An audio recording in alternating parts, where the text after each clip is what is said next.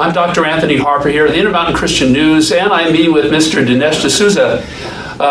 Mr. DSouza, it's great to visit with you, and there are a lot of challenging issues in America, especially in light of your recent documentary titled Death of a Nation. Would encourage people to check out more information about and to view that great documentary, Death of a Nation, and of course previous ones that you've done, Hillary's America, Imagine a World Without Her, and then the first one that caused a lot of problem was Obama's America 2016. And you've gone through a lot, and you've been a blessing to many Christians here in America. Actually, they wanted me to tell you how much they appreciate you. So they enjoyed your documentary so much, especially with this latest one, Death of a Nation. You were talking about some similarities between President Lincoln and President Trump. And at the very end of that documentary, you'd mentioned about it might be a good idea to President Trump to follow Lincoln's example. We are clearly in a serious civil chaos here in America. America is a very nation that is divided. And I wanted you to respond to it, and I'm sure you're aware of what President Lincoln said in his proclamation we had talked about before, that Lincoln, in his assessment of America, really said that America is a nation that has forgotten God, that we've become too proud and too arrogant and too self-reliant. And he quoted from the book of Psalms, where it says, "Only of those nations blessed whose God is the Lord." He even called on a time of national repentance. And so a lot of Christians in America see that solution to our national crisis, and when Lincoln had to say in that proclamation that we need to be a nation that honors the Lord and also turning away from wickedness, as Lincoln said, confessing our many national sins. So I'd like your response to many Christians in America. They're concerned about what Lincoln had to say. Well, I think we see with Lincoln a progression as the Civil War unfolds, a deepening awareness that all of this is somehow part of God's providential plan. I think Lincoln was very troubled by the fact that there were preachers on both sides, in the South and in the North, making opposite cases for the war, and both appealing to the same God and saying God's on our side. Right. And Lincoln had to wrestle with this theologically, and Lincoln came to the view that God's purposes is not always known. But one can be sure that God's justice and his mercy are both wrapped into this conflict. And so we see in Lincoln this he begins to speak almost like an Old Testament prophet as the war goes on. We see this in the second inaugural, and certainly in Lincoln's later life.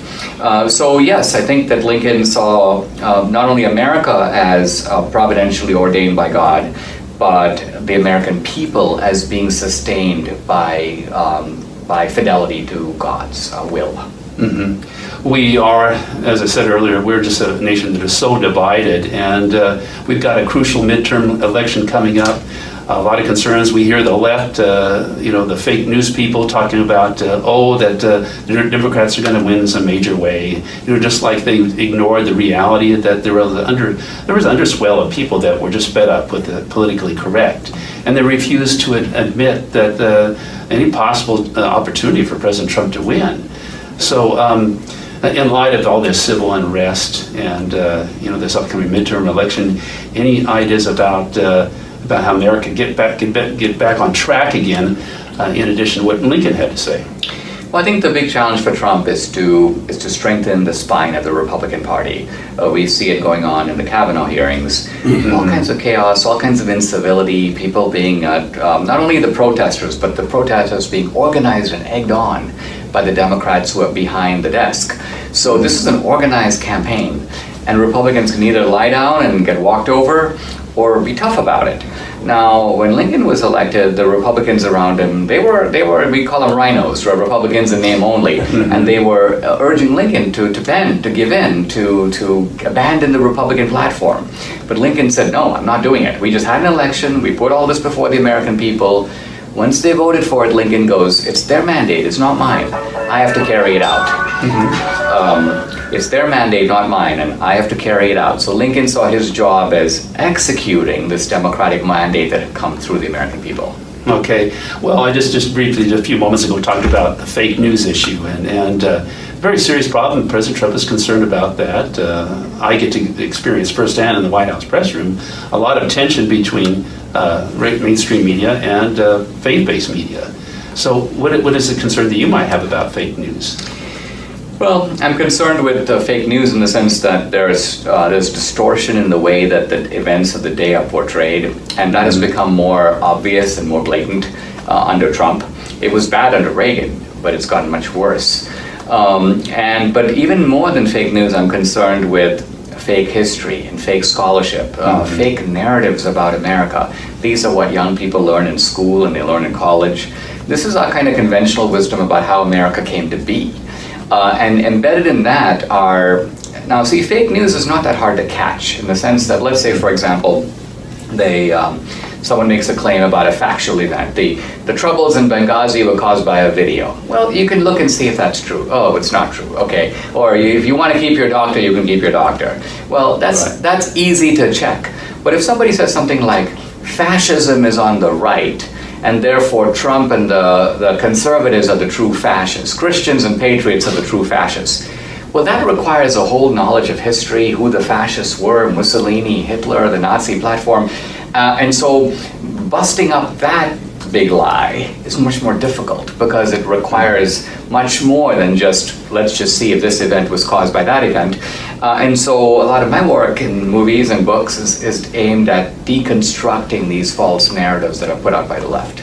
Yeah, thinking in light with the fake news issues, a lot of people are concerned about that it's really the true definition is not really being addressed. And I've seen it, had a response from a lot of Christians that basically these news sources don't support our Judeo-Christian values.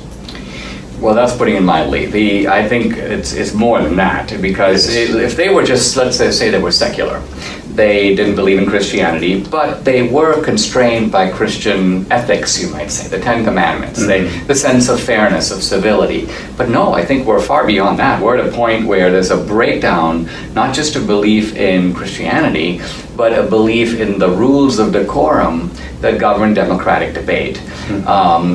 These guys, these Antifa thugs who roam the campuses driving out speakers, they have the approval of powerful people in Hollywood and the media and the Democratic Party. So there's a licensing of this kind of illiberal behavior.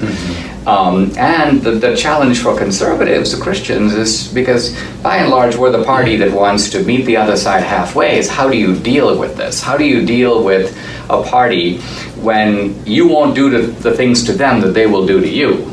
And therefore you have no way to stop them because it works for them. If an Antifa horde can keep Condoleezza Rice from speaking on a campus, they count that as a success.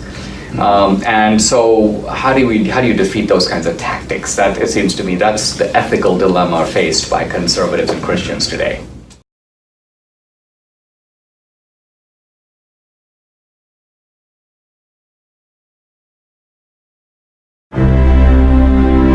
Lincoln was elected to unite a country and stop slavery. Democrats smeared him, went to war against him, assassinated him. Now their target is Trump. America was never great! Slavery, genocide, and war! Donald Trump wins the presidency. So help me God.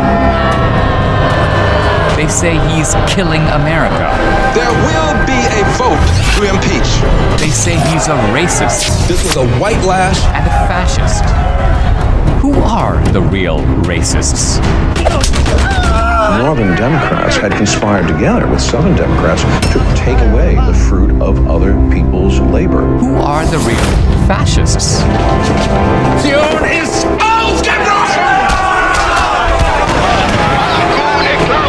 Both Mussolini and Hitler set up and ran welfare states. This was done by the do-gooders, the liberals, the people who wanted to improve society. Which party attacks our free speech? How dare you speak against the Führer! Our religious liberty and our personal safety? A nation dies when its people are not free. We too must fight for freedom,